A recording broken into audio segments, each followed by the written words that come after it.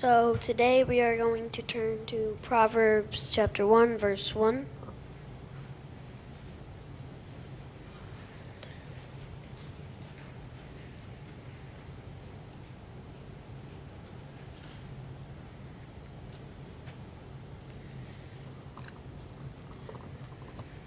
Verse 1 of Proverbs chapter 1. The Proverbs of Solomon, the son of David, king of Israel, to know wisdom and instruction, to perceive the words of understanding, to receive the instruction of wisdom, justice and judgment and iniquity. To give subtlety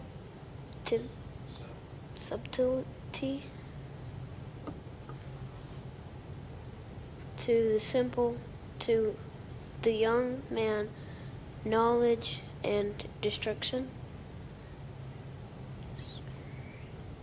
Is that right? Discretion. A wise man will hear and will increase learning, and a man of understanding shall attain unto wise counsels. To understand a proverb and the important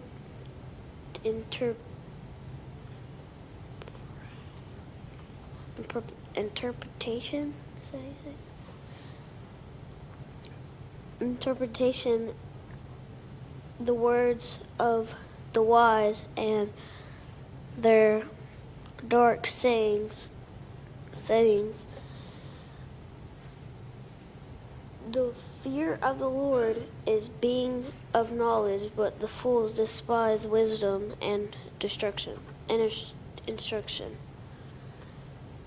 My son, hear the instruction of thy father, and forsake not the law of thy mother. For they shall be an ornament of grace unto thy head, and chains about thy neck. My son, if sinners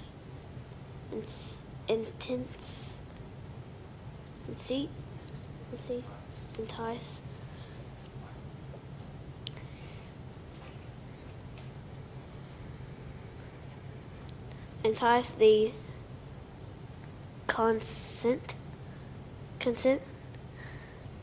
thou not. If they say, come with us, let us lay wait for blood. Let us lurk privily for the innocent.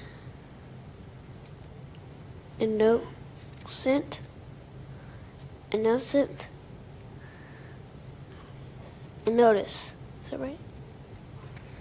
Innocent, without cause. Let us swallow them up alive, and as the grave, and whole as those that go down to the pit. We shall find all precious substance. We shall fill our houses with spoil. Cast in thy lot among us, let us all have one purse. Purse? Is that right? My son, walk not thou in the way with them. My son, walk not thou in the way with them. Refrain thy foot from their path. For their feet run into evil, and make haste to shed blood.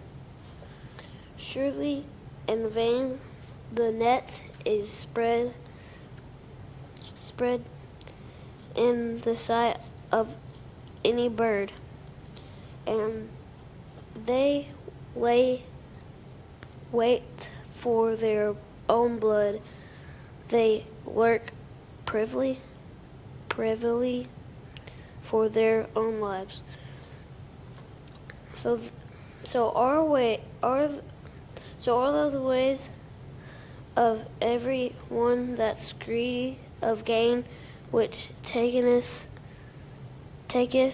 away the life of the owners their roof thereof. Wisdom crieth out, she uttereth her voice in the streets. She crieth in the chief's place of concourse, in the openings of the gates. In the city she uttereth her words, saying,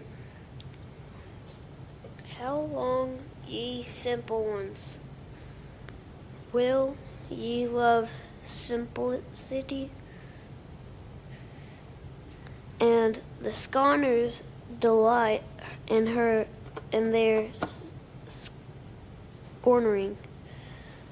scorning, and fools hate knowledge.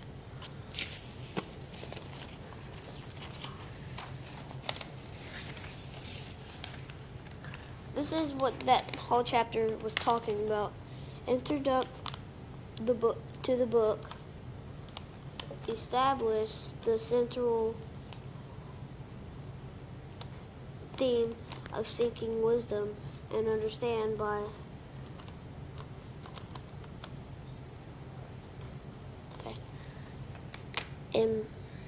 emphasizing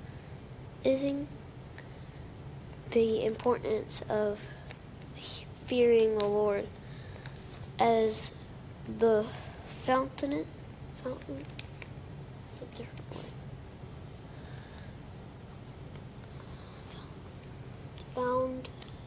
Foundation of truth, knowledge, while also warning against the dangers of foolishness and the allure of evil company. That's what it talks about. I'm going to turn to the next page. Turn to Proverbs chapter 2, verse 1.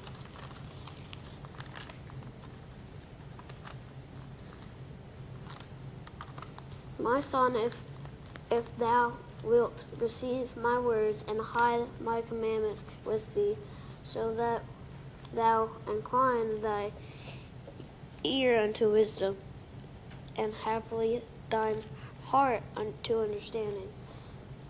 If thou criest after knowledge, and liftest up thy voice for understanding.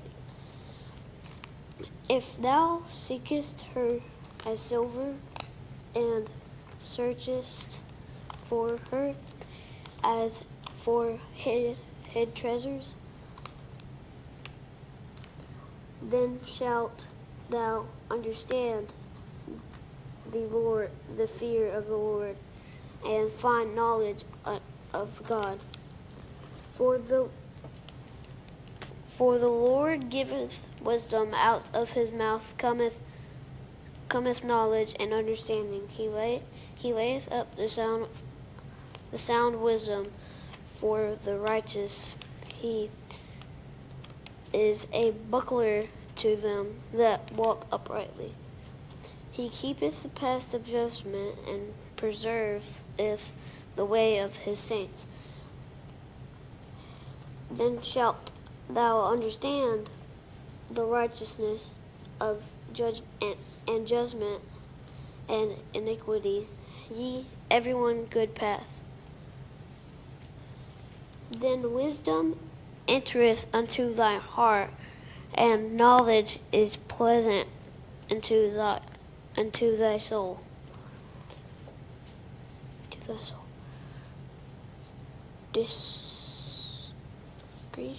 Discretion shall preserve thee, understanding shall keep thee, to deliver thee from the ways of evil man, from the man that speaketh forward things, who leave the path of the uprightness, to walk in the ways of the darkness. Who rejoice to do evil, and delight in the forwardness of the wicked. Those ways are crooked, and they forward in their paths. To deliver thee from the strange woman, even from the stranger which flattereth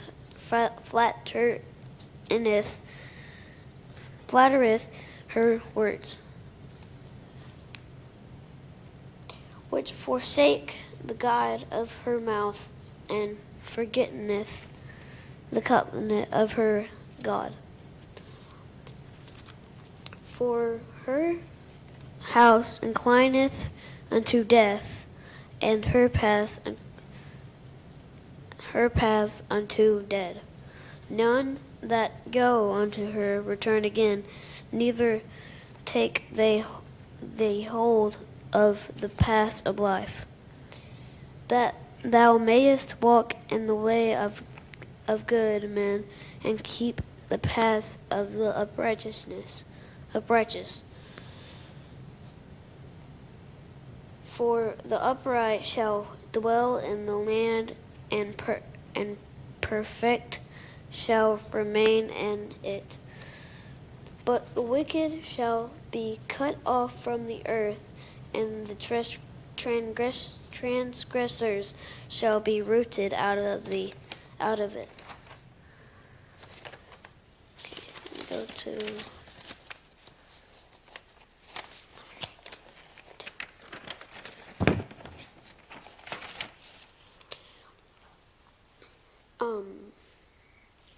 I don't really have anything to talk about on that chapter, but I think that's about it for my study.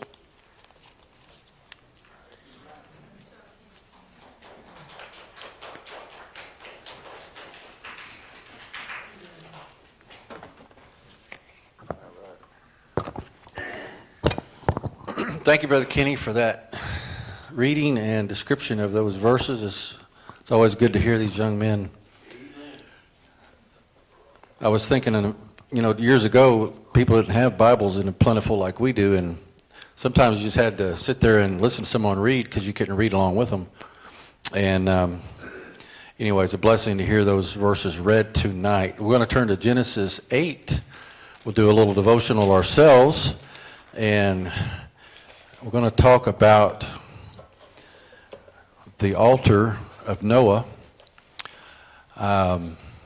Good to see you, Brother Adam. You slipped in on me there somehow or another. Good to see you. I'm glad you're here. All right, Genesis 8. Let's begin in verse number 1. And God remembered Noah and every living thing and all the cattle that was with him in the ark. And God made a wind to pass over the earth, and the waters assuaged. The fountains also of the deep and the windows of heaven were stopped. And the rain from heaven was restrained. And the waters returned from off the earth continually, and after the end of 150 days the water were abated. And the ark rested in the 7th month, on the 17th day of the month, upon the mountains of Ararat. And the waters decreased continually until the 10th month, and in the 10th month, on the 1st day of the month, were the tops of the mountains seen. It came to pass at the end of 40 days that Noah opened the window of the ark which he had made. And he sent forth a raven, which went forth to and fro, until the waters were dried up from off the earth. Also he sent forth a dove from him, to see if the waters were abated from off the face of the ground. But the dove found no rest for the sole of her foot. And she returned unto him into the ark, for the waters were on the face of the whole earth. Then he put forth his hand, and took her, and pulled her in unto him into the ark. And he stayed yet other 7 days. And again he sent forth a dove out of the ark, and the dove came into him in the evening, and lo, in her mouth was an olive leaf plucked off. So Noah knew that the waters were abated from off the earth. And he stayed yet other 7 days, and sent forth the dove, which returned not again unto him any more. It came to pass in the 600th, in the first year, in the first month, in the first day of the month, the waters were dried up from off the earth, and Noah removed the covering of the ark, and looked, and behold, the face of the ground was dry. And in the second month, on the 7th and 20th day of the month, was the earth dried. And God spake unto Noah, saying, Go forth out of the ark, thou and thy wife, thy sons, and thy sons' wives with thee. Bring forth with thee every living thing that is with thee, and all the flesh, both of fowl and of cattle, and of every creeping thing that creepeth upon the earth, that they may breed abundantly in the earth, and be fruitful, and multiply upon the earth. And Noah went forth, and his sons and his wife, and his sons' wives with them, and every beast, every creeping thing, and every fowl, and whatsoever creepeth upon the earth after their kinds went forth out of the ark. And Noah builded an altar unto the Lord, and took of every clean beast and of every clean fowl, and offered burnt offerings on the altar. And the Lord smelled a sweet savor, and the Lord said in his heart, I will not again curse the ground any more for man's sake. For the imagination of man's heart is evil from his youth. Neither will I again smite any more every living thing, as I have done. While the earth remaineth, seed time and harvest, cold and heat, summer and winter, and day and night shall not cease. And God blessed Noah and his sons, and said, Be fruitful, and multiply, and replenish the earth. All right, so you notice in these verses, down in verse number 20, we have the word altar mentioned. And this is in, let's read that again. Noah builded an altar unto the Lord, and took of every clean fowl, and offered burnt offerings on the altar. Now, this is the first mention of the word altar in the Bible. And it's kind of interesting to me in looking back in, how many years passed. I think about 2,000 years between Adam to Noah. And the fact that even in Genesis 3, when Adam and Eve sinned, we read about God clothing them with the animal skins. And we know that there had to be some lambs that were slain in order to clothe Adam and Eve. We talked about that before, but we don't read about an altar there. So let me ask you a question tonight. Give me, in your own words, what do you think an altar consists of? How would you make an altar if you were living in Old Testament times? Anybody want to venture? Wood? Okay, that's fine. Any idea that comes to your mind? What would you make an altar out of? Bryce says wood. Anybody else? Stone. Okay, not non-hewn stones. Okay. Did somebody else say something else? Adam? What'd you say? The meat. The sacrifice. Okay. Good job. He cheated. We said it this last night in the BBTs. It was all over Genesis 3 last night, wasn't we? Okay. All right. Let me give you the Hebrew definition of the word altar. To slaughter an animal and sacrifice, as we think of an altar as a made structure of stone or rock or wood. But the definition is to slaughter an animal in sacrifice. That's the definition of the word, to slaughter an animal in sacrifice. Now, we know in the law of Moses, like Brother Ted said, they were instructed to build altars a certain way. But that was after the law of Moses was given.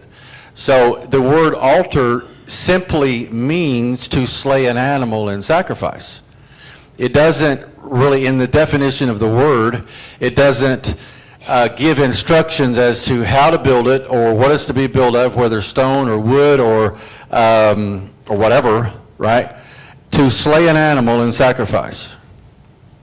So let's think about this in terms like we say, if you want to come to the altar and, after, let's say a Sunday morning service and we're singing our last song and we say, the altar is open. We wouldn't come up here and build wood or stone or anything like that. But what we are doing is we're making an offering. We're slaying something. Usually it's something to do with sin or self, right? So let's kind of grasp that picture tonight. Now, none of your answers were wrong. And I didn't know this till I looked up the definition of the word altar, but that's the way my mind works. And so I was like, wow, the word altar means to slaughter an animal and sacrifice. It doesn't, I thought it would say a stone structure or a structure made of wood or something like that. We think of an altar as something we would build. That's not what it means. It means to slay an animal in sacrifice. Now, we read of no altars before the flood. Go back to Genesis chapter 6, and let's read verse 1 through 8. Genesis 6:1, and it came to pass when men began to multiply on the face of the earth, and daughters were born unto them, that the sons of God saw the daughters of men that they were fair, and they took them wives of all which they chose. And the Lord said, my spirit shall not always strive with man, for that he is also flesh, yet his days shall be 120 years. There were giants in the earth in those days. And also after that, when the sons of God came in unto the daughters of men, and they bare children to them, the same became mighty men, which were of old, men of renown. And God saw that the wickedness of man was great in the earth, and that every imagination of the thoughts of his heart was only evil continually. And it repented the Lord that he had made man on the earth, and it grieved him at his heart. And the Lord said, I will destroy man, whom I have created from the face of the earth, both man and beast, and the creeping thing, and the fowls of the air, for it repenteth me that I have made them. But Noah found grace in the eyes of the Lord. So we read these first 8 verses in Genesis chapter 6, which begins the flood story, and we see that what God says about all mankind, there in verse number,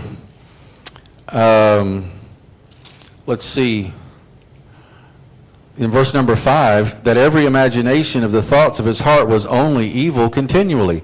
We don't read about masses of people building altars, slaying animals unto the Lord. Now, I want to ask you the question, where did Noah learn to build an altar? Again, we think building an altar that he built something, right? And he may have. He may have. But the thing is, what he did was he took some of those clean animals and he slaughtered them, and he offered them as a sacrifice to God. So I ask you again, where did Noah learn to build an altar that would offer a sacrifice unto God?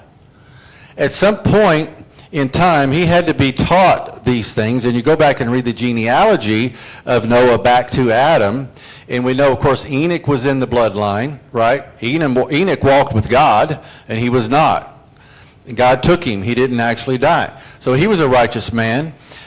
We know Methuselah is mentioned in there, the oldest man to ever live, 969 years of age. And so we read about some of the lineage that Noah had backing up all the way back up through, what was it, Seth? And then, of course, Adam. And so at some point in time, these men, and probably when they were very young, their fathers taught them how to slay an animal and sacrifice. Now, we say build an altar, but really what they did is they slayed an animal and sacrifice. What was the purpose of that? Why would they do that? You see? Let's think about those thoughts as we go on. There's no command. We notice now back in our text, Genesis 8, there was no command from God. God didn't say, Noah, depart from the ark and build an altar and slay all these clean animals and bring a sacrifice to me. He said, let's go back to verse chapter 8 and look at verse number 15. It says, and God spake unto Noah and said, go forth of the ark, thou and thy wife, thy sons and thy sons' wives with thee. There were 8 people on the ark. Bring forth with thee every living thing that is with thee, of all flesh, both of fowl and of cattle, and of every creeping thing that creepeth upon the earth, that they may breed abundantly in the earth, and be fruitful, and multiply upon the earth. And Noah went forth, and his sons and his wife and his sons' wives with him. All right? So God just said, basically, time to go, depart. All right? No command to build an altar. Now, we notice, though, that in verse number 20, that when Noah got off the ark, Noah builded an altar unto the Lord, and took of every clean beast and of every clean fowl and offered burnt offerings on the altar. All right. Now, let's think about this. Those who have received mercy from God should be willing to voluntarily offer thanks and praise. And we do that here in our midst of our congregation. From time to time, we will offer praise as was done tonight. I want to thank God for this or for that, and we look at it in terms of mercy upon us. Now, let's put ourselves in Noah's position, and I'm not going to take a lot of time tonight, but I do want to kind of put our minds into into Moses' head, if we can, and not Moses, Noah. And as Noah has been on this ark for months now, and the waters are, they're going off the earth. They're leaving, and then finally you got mud, and then you got a few things growing, and then finally the dove brings back an olive leaf, and so Noah knew, okay, there's life now on the earth. And so when they departed onto dry ground. Now think about the fact that before Noah left, there were people everywhere. I mean, he even had to deal with, he might have even hired a bunch of people to help him build the ark. I don't think Noah actually built it all by himself. He may have, but I think he may have hired different kinds of people to help him. Bible doesn't really say. But we do know this, he probably was ridiculed. What are you building that thing for? I mean, it was big. Anybody been to Cincinnati and went to the ark? Me and Ray went a couple years ago, and if you can sometime, it'd be a great trip because it's a life-size replica of the actual ark, and it is awesome. It's really worth a trip to go and see. And when you go in the ark and you realize how big this structure is and how all of these different compartments were laid out and the way that water was in containers and they had these tubes that were made out of wood and they would trickle down to these different levels. There were 3 levels on the ark. And then there was one door, and you can take a picture by this big door. And all of that, all of the details that are in God's Word are built into this ark replica. And we see that when Noah departed from the ark onto dry ground, and all the animals, we can just imagine the picture in our mind. They're all backed up and ready to go, all ready to depart. They've been out there. They're probably glad to see the sunshine. Think about the fact that there was no one there. How quiet the world was. I mean, think about it. You know what it's like in the country, and we live in the country, and sometimes, at night, everybody's asleep and everything's quiet and there's nothing going on. It's very quiet. You hear the chirping of the frogs and whatever, But my point is this. Noah got off the ark and there were no human beings except those that left the ark with him. Can you imagine how this impacted him? Wow. Everybody's gone. Just us. And so they get off the ark, and Noah's so overwhelmed that he builds an altar unto the Lord. And he took of every clean beast and of every clean fowl and offered burnt offerings unto the Lord. I want you to notice what it says in this next verse. It says, and the Lord smelled a sweet savor. And the Lord said in his heart, I will not curse the ground anymore for man's sake. And I want to read the rest of that. But I want you to notice the fact that God smelled this sweet-smelling savor. So Noah builds an altar after spending all this time on the ark, and he takes some of these animals that he had fed and cared for, nurtured, and met their every need, every day that they were on there, took care of them, and then he gets off the ark and he kills some of them. Why did he do that for? Why would anybody do that, you see? Noah knew something about salvation. Amen. Noah was a saved man. Yeah. In fact, it says back in chapter 6 that Noah found grace in the eyes of the Lord. And that's because he was trying to serve God in an unrighteous world. That's what we do every day. Now, so as we think about this, the altar that Noah built and this animal sacrifices that he offered unto the Lord of every. Now, I want you to notice something now. Where did he learn about the clean beast and the unclean beast? I bet he read the book of Deuteronomy, right? And he learned all about, and Numbers, and he learned all about the law of Moses and all these ins and outs about, how come you guys are shaking your heads? Well, Abraham hadn't even been born yet. And obviously Moses hadn't been born, and he wrote the law of Moses, right? I mean, this is way years down the road. So you see how the Bible is always congruent. It's always the same, you see. I mean, Noah is following the law of Moses, and the law of Moses hasn't been written yet. So Noah's first reaction to seeing the new world post-flood, and realizing the devastation, a new reality sets in. God preserved me and my family, but destroyed all others. And so what does he do? He hits his knees, and he starts offering sacrifices, okay? We're going to learn something from this, and I don't have a whole lot more to talk about. We got a couple more scriptures to read. But what I want us to understand is that God performs miracles in our lives. God answers prayer in our lives.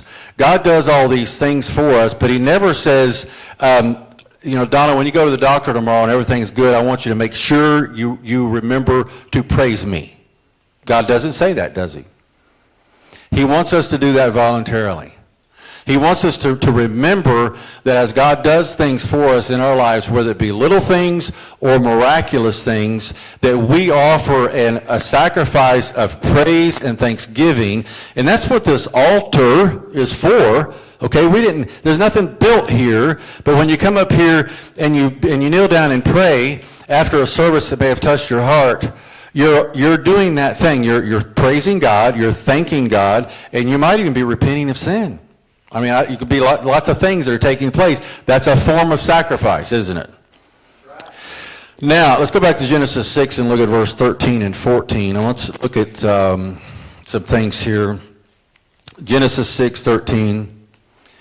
It says, "And God said unto Noah, the end of all flesh is come before me, for the earth is filled with violence through them. And behold, I will destroy them with the earth." He was going to destroy man with the earth. "Make thee an ark of gopher wood, and rooms shalt thou make in the ark, and shalt pitch it within and without with pits." Verse 17. "And behold, I, even I, do bring a flood of waters upon the earth, to destroy all flesh, wherein is the breath of life from under heaven, and everything that is in the earth shall die.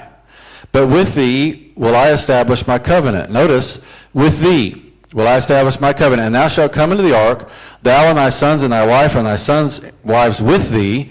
In verse 22, it says, "Thus did Noah, according to all that God commanded him, so did he." Now, notice next in chapter 7, when they went into the ark, and let's go to look at verse number 6. "And Noah was 600 years old when the floods of waters was upon the earth. And Noah went in, and his sons and his wife and his sons' wives with him into the ark, because of the waters of the flood.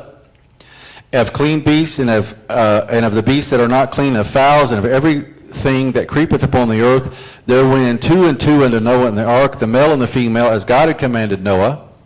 And it came to pass after 7 days that the waters of the flood were upon the earth." Now, we notice here that as I think God probably brought all these animals to Noah. I don't think he had to go out and find them and capture them and get them. Think about the miraculous event that took place, and you've seen pictures of this, of Noah standing at the door of the ark, and the animals are lined up 2 by 2, and they're walking into the ark. I mean, can you imagine what the wicked thought was taking place when they saw this miraculous event? I mean, these animals came and got on the ark 2 by 2, male and female, so that they could reproduce after the flood. So we see all of these things taking place. Now, we want to fast forward and go to Genesis chapter 12. And I just want to touch bases here quickly on something, because this is the next time that the word altar is mentioned in the Bible. Genesis chapter 12, verse number 1. Now the Lord had said unto Abram, Get thee out of thy country, and from thy kindred, and from thy father's house, into a land that I will show thee, and I will make of thee a great nation, and I will bless thee, and make thy name great, and thou shalt be a blessing. Now let's stop here, because I want to notice there's a similarity between Abraham and Noah in the sense that they were called to do something far different than the average person had been called to do in their lifetime. No one had ever been asked by God to build an ark. And in Abraham's case, he was asked to leave his homeland and go to Canaan land. God had never asked anybody to do this before. Verse 3, And I will bless them that bless thee, curse him that curseth thee, and in thee shall all the families of the earth be blessed. And verse 4, So Abram departed as the Lord had spoken unto him, and Lot went with him. And Abram was 75 years old when he departed out of Haran. And Abram took Sarai his wife, and Lot his brother's son, and all their substance that they had gathered, and the souls that they had gotten in Haran, and they went forth to go into the land of Canaan. And into the land of Canaan they came, and Abram passed through the land unto the place of Sychem, unto the plain of Moreh, and the Canaanite was then in the land. And the Lord appeared unto Abram and said, Unto thy seed will I give this land. And there builded he an altar unto the Lord, who appeared unto him. And he removed from thence into a mountain on the east of Bethel, and pitched his tent, having Bethel on the west and Hai on the east. And there he builded an altar unto the Lord, and called upon the name of the Lord. So in these two verses, we see Abraham, somehow or another, he knew something about altar building. Now, he didn't just build an altar and just walk away and leave it. He sacrificed something when he did this. Doesn't go into detail here. But he builded an altar unto the Lord. Now, I have written in my underneath this verse that one of the reasons he did this is he was claiming territory for God. You realize that? Yeah. In the Old Testament, when these men would build altars and sacrifice animals unto the Lord God of heaven, they were claiming territory for the God of heaven, because everyone else in the world that was doing all kinds of different sacrifices and religious rituals were offering things not to the God of heaven, but to the false gods and to demons and to the devil himself. And so when Abraham, or in this day was Abram, went into Canaan, and the very first thing is he built an altar unto the Lord. He was declaring that this is going to be God's country. This is going to be God's territory. And the same thing is true whenever we come to the altar, quote unquote, in this church. You can have an altar in your home. You can have your altar could be anywhere, right? Honestly, in our day and age, we don't have to build anything. But my point is this: I want us to understand the fact that the activity, the altar activity that we look at in front of our church, which preachers use as an analogy, is the sacrificing or the claiming of territory, the giving up of the flesh, the giving up of devil's territory, giving up of the fleshly nature and all of these things so that we can be better served for the Lord. So I ask you the question as we close tonight: what's the significance of Noah and Abraham's building an altar unto the Lord? Now, we've covered a lot of that. But if you've got any thoughts on your mind tonight, in answering this question, what's the significance? What did the Lord speak to you about the significance of Noah's altar, the significance of Abraham's altar, and how in these two stories, how do they relate? Anybody have any thoughts or comments tonight concerning these things? Anything at all? Brother Clayton? Great fear of God. Think about Noah, like you're saying, walked off the ark and Mm-hmm. whereas before, there was a lot of people. Yeah. But now it's just men. So it's like, I can imagine being in his shoes. I gotta worship this God. Right. It would be a really, great respect for him. Well, Brother Kenny read tonight in one of his verses, the fear of the Lord is the beginning of wisdom. And so that's what was being exercised. Good thought. Brother Adam, you had something? Yeah, so Abraham went down south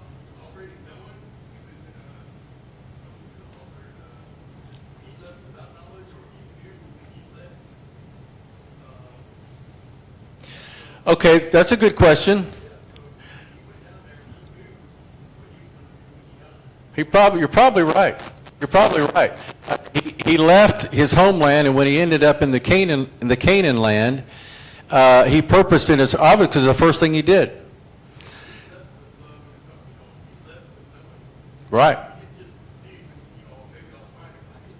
Yeah. Well, he already knew God. So that's the beautiful thing of that. And so let's take that analogy, okay? Because I like what you said there. Let's take that analogy in the fact that, let's say, for instance, everyone in Canaan was heathen. Let's just assume that. And in the fact that Abram and Sarah and Lot and the different ones with them knew the Lord. And when they came into the Canaan territory and they built an altar to God, it reminds me of Paul when he was in Athens and he saw the altar to the unknown God, and he started preaching to them, and he was like, you all are too superstitious about all this stuff. An altar to the unknown God. So he began to preach to the true God. And so that's what Abraham did in the sense when he came to Canaan and built an altar unto the Lord, and then he went the very next place and built an altar unto the Lord. We know they sacrificed something there because we know the term means to sacrifice. And so what I want to say is, based on what you said, is like, let's say, for instance, you go into your workplace. And you now are a representative of the Lord, and your life is an offering. Your life is an altar, so to speak. And so so you can claim territory. You can do that. Brother Rye, when he goes to work there at Tom's in Paris, when he walks in, there may be other Christians there, I don't know. But when Rye walks in, guess what? A representative of the Lord just walked into this place and claiming territory for God. Brother Jimmy, you had something? You had your hand up? Yeah, I was thinking about the impression that it gives to the individual. Like, every time I see an altar talking about here, Right. I think about people praying Right. and addressing the Lord Okay. and making things right Right. or questioning God. Okay. That's a good way to find out something. You would just ask the Lord about it. That's right. I'm glad you brought that up because you mentioned prayer. And we hadn't talked about that tonight. But honestly, prayer should be associated with any sort of an altar exercise, shouldn't it? You're pouring your heart out to God, or you're thanking God, or you're praising God, or communing with the Lord. Amen. You see? And, some people have come to the altar and gotten saved. We used to see that when I was growing up. And when you was growing up, we saw people walk the aisle, hit the altar, and bow their knees and get gloriously saved right in front of the church. We don't see that anymore. I don't understand why. Weeping and crying and all. Yeah, right, exactly. And so the altar is a place of sacrifice. I want us to remember that.